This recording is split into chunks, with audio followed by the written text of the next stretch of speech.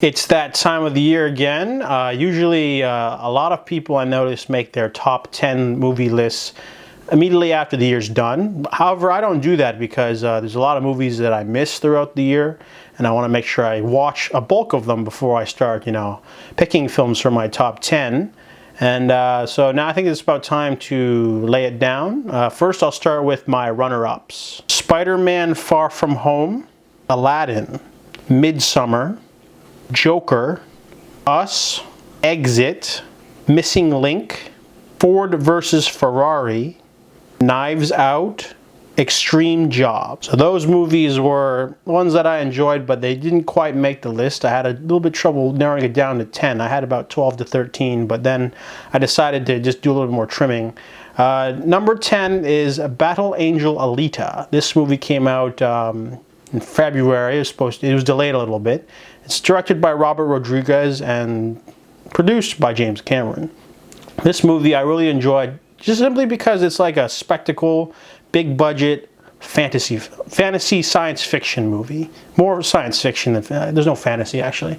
Anyways, this movie is balls to the wall fantastic in terms of it's the type of movie you watch on the big screen. It's a movie that if you watch it, if you skip it for some reason, you watch it on home video, it wouldn't be the same because those roller ball or whatever it's called, the style sport, murder ball or whatever, it's really intense, crazy stuff. The visual effects are crazy good.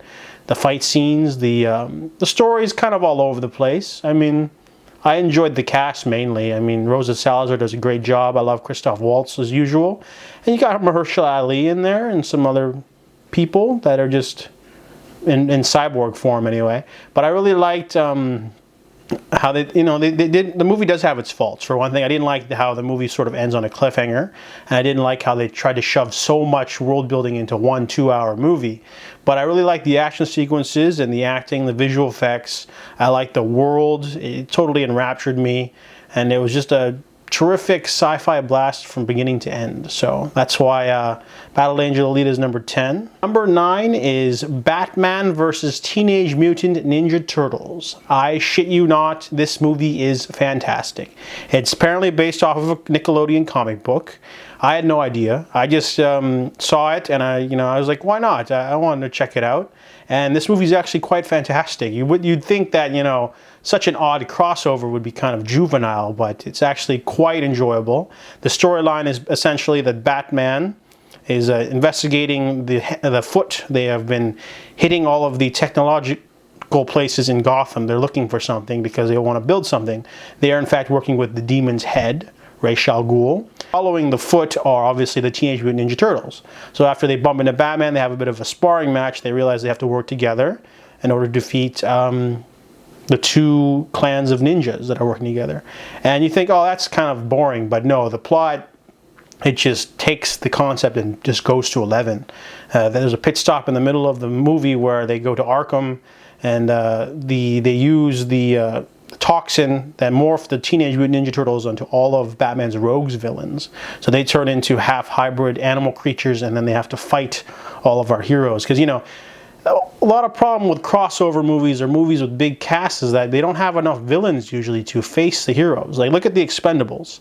You've got like 6 or 7 good guys, and then you got Eric Roberts and Steve Austin as the villain. That's it, and an army. Not enough. This movie decides to not do that at all. If you're going to have 4 Teenage Mutant Ninja Turtles, Robin, Batman, and Batgirl, 7 good guys, you're going to have a lot of bad guys. So they introduced mutated rogues gallery villains, mutated ninjas. The action sequences are really well done. The animation is fantastic. They take the concept of this movie and they make sure they do a really good job. It feels like a good movie on its own right, even though it sounds juvenile, but it's actually quite the fantastic animated film. And that's why Batman vs. Teenage Mutant Ninja Turtles is number 9. Booksmart is number 8.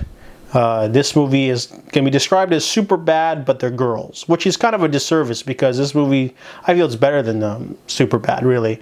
This movie is about 2 bookish nerds, overachievers. They, are really excited to graduate. However, they find out they've wasted their last 4 years of high school not having a full-on hedonistic high school experience. They've always, been doing extra credit and trying to, beef up their high school resumes for universities, but they find out that everyone else is also getting into good schools too. So they decide to have one wild night before they do that, and meanwhile also target some crushes that they have their eye on.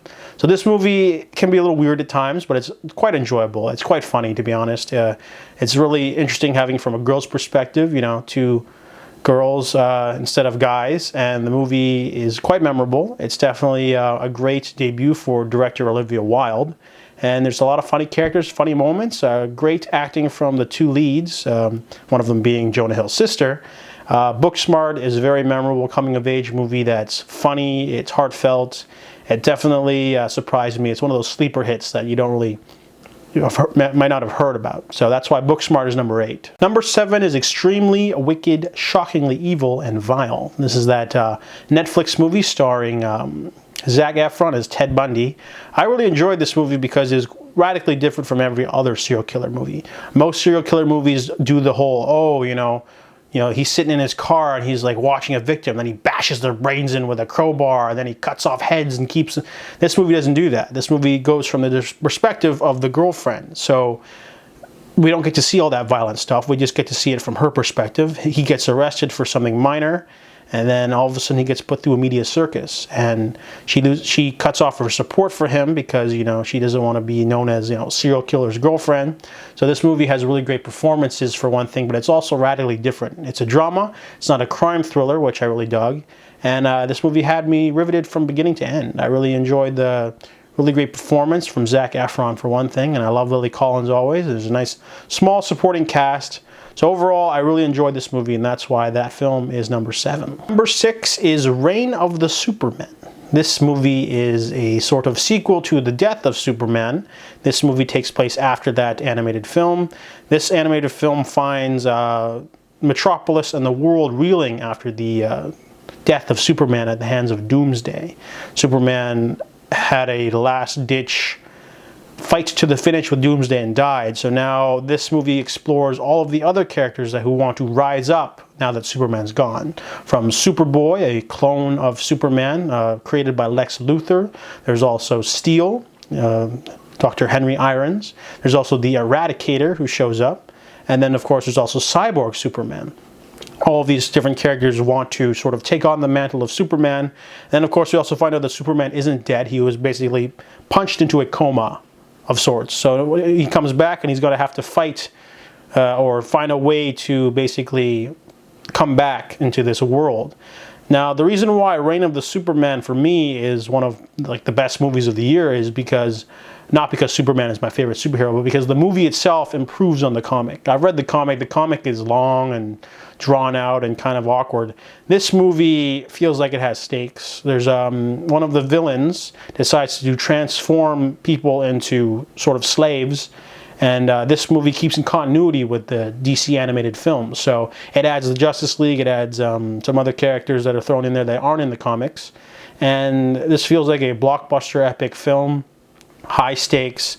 Superman's not at his strongest, so when he comes back to face his new enemies, he's, you know, the movie just has, it's a wonderful, amazingly tense, exciting film that has consequences at the end of the movie too. That's what really hit me the hardest. That usually a lot of movies go like, oh, well, everything's fine now, Superman won, but at the end of this movie, they make some changes throughout the universe. So I really liked how the movie didn't pull its punches in that regard.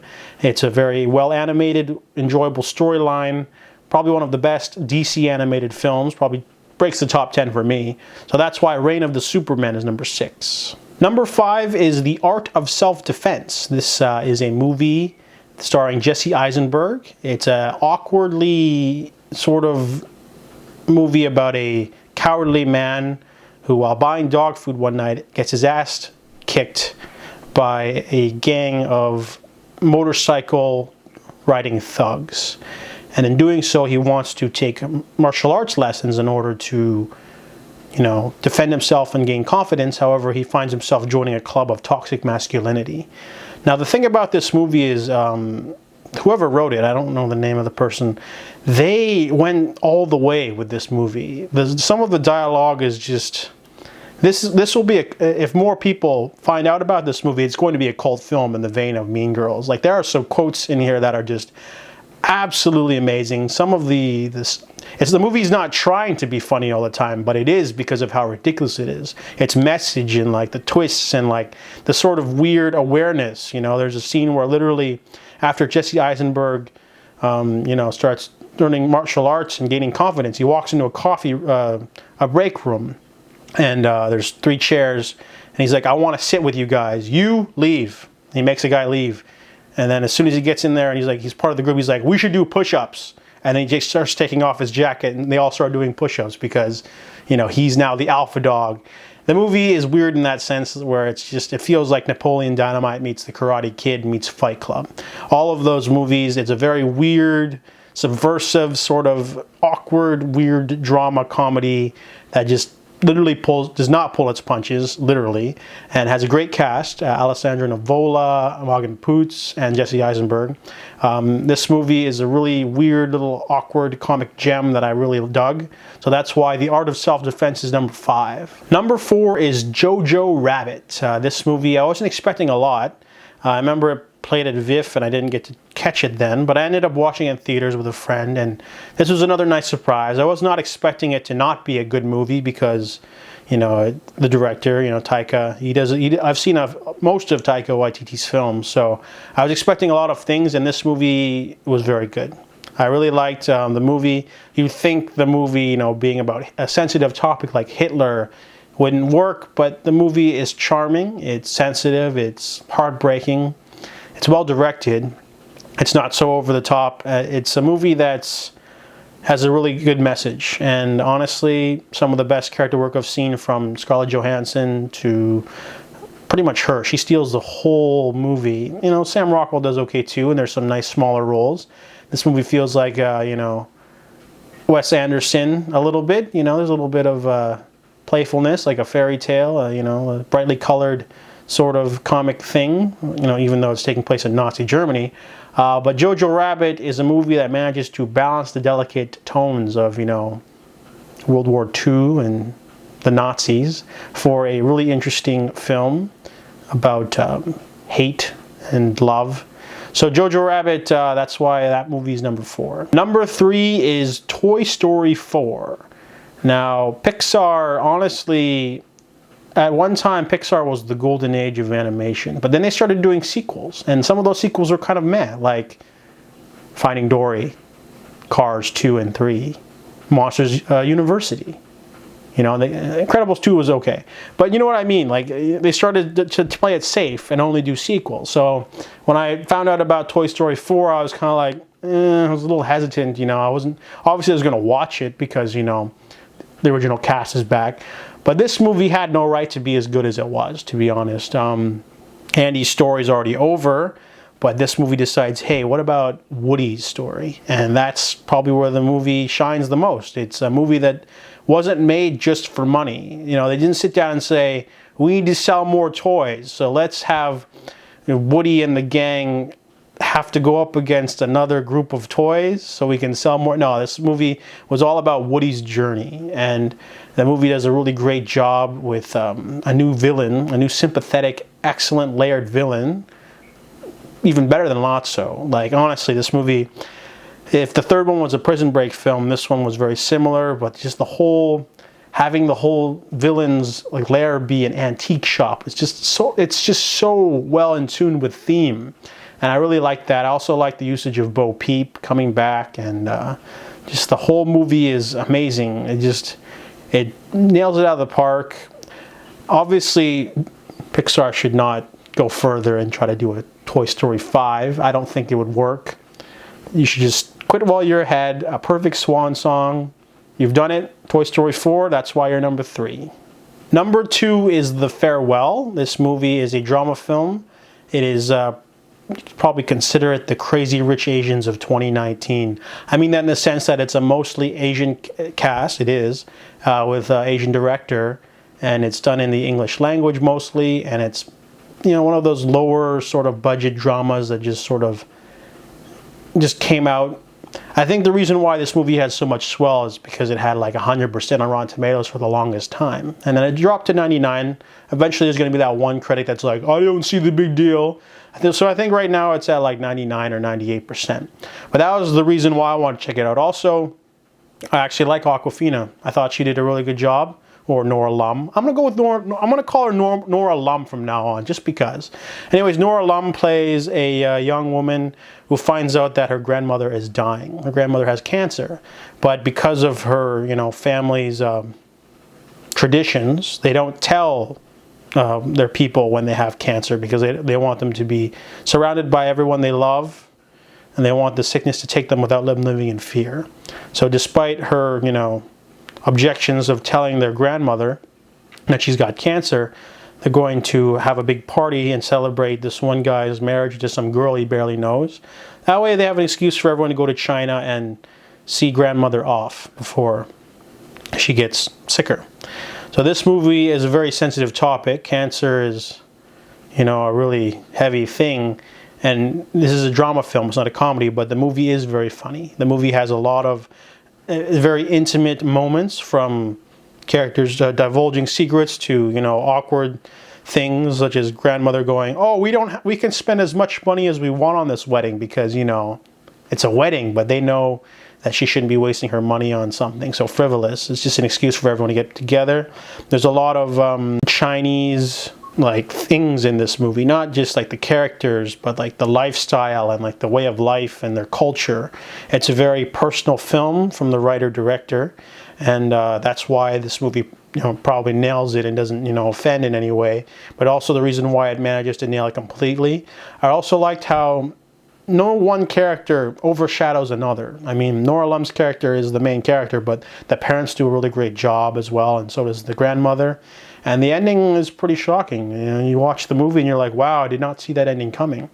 The only faults I have with the movie is the weird Wes Anderson-like shot they have at the end there. But overall, the movie is really balanced. It's a movie that anyone can get into. It's a very universal humor. You don't have to be Asian to enjoy this movie, but the movie does have a lot of Asian flavor. So that's why The Farewell is number 2. Number 1 is I Am Mother. This movie is on Netflix. It was premiered at a film festival before that, but it's not playing anywhere else. I watched this one with my parents. I didn't really know anything about this movie. I heard it was good. It was on Rotten Tomatoes' top sci-fi list or whatever. But I really enjoyed this movie. This movie is about a young girl who grows up in a bunker with a robotic mother because the world has ended. And the protocols have started for this bunker to create humans. So this little girl grows up with a robotic mother, and she keeps asking why can't she have any more siblings. And the mother just keeps ignoring her and making her take her lessons. Until one day, the little girl hears she's grown up, she's a woman now. So the woman hears someone outside of the bunker and lets them in without telling mother. And we find out that maybe humanity isn't over because this woman is injured, she's been shot, and so this girl lets her in and finds out that maybe the world isn't quite the way they think it is. So this movie has one of the most biggest elements that I like for sci-fi, in that it's very cerebral, really rich in theme. There's a lot of different things that aren't usually in other movies. Like some movies can be sci-fi, but only in like technology only. For example, the movie Prospect. Prospect is it's basically a Western, but instead of guns, they have laser guns, and instead of going after gold, they're going after insect eggs. The only difference is that they're in spacesuits. I Am Mother is a movie that's clearly and definitely sci-fi because of the nature of AI in the movie, the post-apocalyptic future, the usage of drones, the technology to create humans, and all that stuff. There's a lot of rich questions asked in this movie, and there's a lot of twists, and sort of as you go on, the movie just keeps unraveling. It's an intricate game of cat and mouse, but it feels like a giant onion, and you just keep peeling back layers and layers, and then when you think back, you watch it again, the movie just keeps going and going. Not to mention the fantastic cast. I mean, Rose Byrne as the voice of Mother, fantastic. You got Hilary Swank in there. I haven't seen her in something this good in a long time. The main actress is really good too. But this movie is, there's only one fault I have with the movie. It's that usage of that huge tank at the end. It just didn't need to be there. That was so weird. But besides that, though, I Am Mother is a rich, cerebral sci-fi that has a lot of theme going with it. It's not just a movie that's about, you know, us versus them. You know, it's also about, you know, humanity, about AI. It's about, you know, free will. And I really dug it. And that's why I Am Mother is my favorite film of 2019.